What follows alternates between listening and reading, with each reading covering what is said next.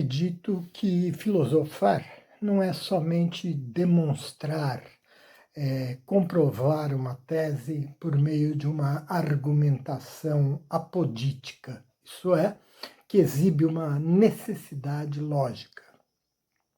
Uma outra dimensão do filosofar é a interpretação dos argumentos que se impuseram aos tempos e formaram a história da filosofia.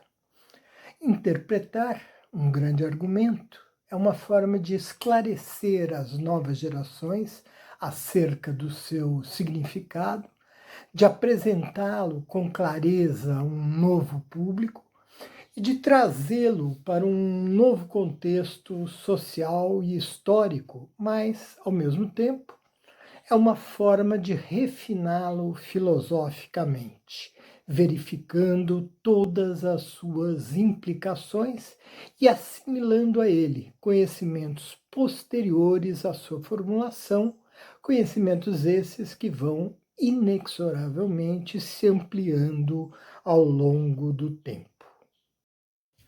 Portanto, o intérprete não é apenas um tradutor que repete a lição do passado em novas palavras, mas também faz a ela os acréscimos que o tempo torna necessários, bem como os acréscimos que a sua inteligência divisa nessas lições.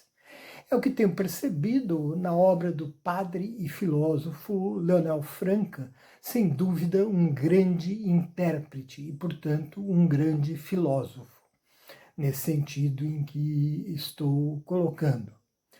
Primeiro capítulo do ensaio que se intitula O Problema de Deus, do livro que aparece aqui na tela, o padre Franca faz uma reflexão magnífica sobre o argumento ontológico, esclarecendo-o e dele fazendo um acertado juízo de valor. Esse é somente um tópico da reflexão desenvolvida no capítulo mencionado, mas que merece uma videoaula, até porque já tratei aqui do argumento ontológico num vídeo que não atingiu o alto cume da análise que dele faz o padre Franca. Vamos a ela. Inicialmente, o padre Franca explica que há demonstrações a priori que partem da existência de uma causa conhecida para demonstrar a existência do seu efeito, e demonstrações a posteriori, que, ao contrário, parte do efeito para a causa.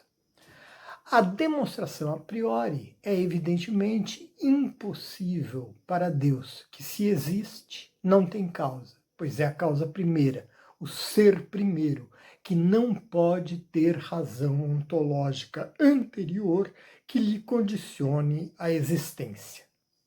Há uma demonstração que não é nenhuma dessas duas, uma demonstração que é sui generis, deu-se o nome de argumento assimultâneo ou argumento ontológico, pois se demonstra a existência de Deus pela sua própria essência, pelo próprio ser de Deus.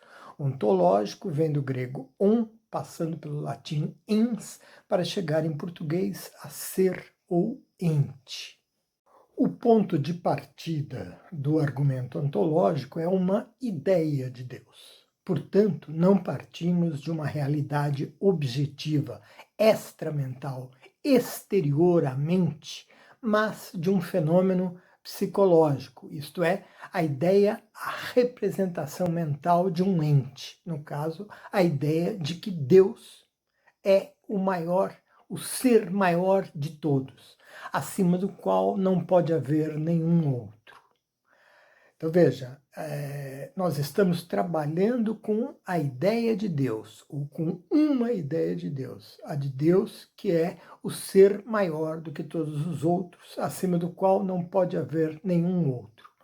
Deus é o ser supremo e contém em si todas as perfeições, em grau máximo, a bondade, a verdade, a unidade, etc.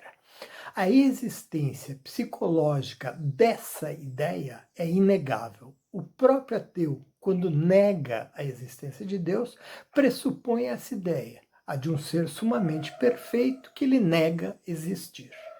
Aponta o padre Franca que o argumento ontológico se baseia exclusivamente no princípio de não contradição.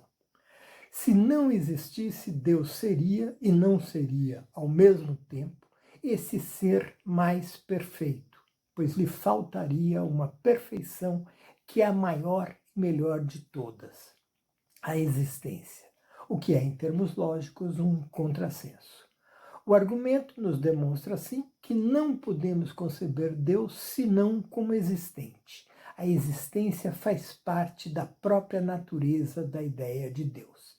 Se o pensamos como inexistente, caímos em contradição, pois como ele pode ser sumamente perfeito se lhe falta a perfeição da existência? Essa ideia, contudo, existe na realidade, no mundo dos entes, das coisas?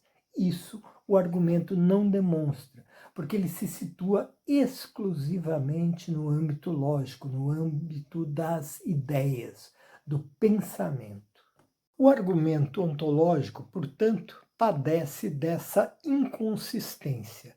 Refere-se a algo no mundo das ideias que transfere equivocadamente ao mundo das coisas. A ideia de Deus é uma representação mental, um conceito, e isso impossibilita essa transição do mundo lógico, mental, para o mundo ontológico, extramental. A representação mental de uma coisa não é a própria coisa, como nos mostra esse belo desenho de Magritte.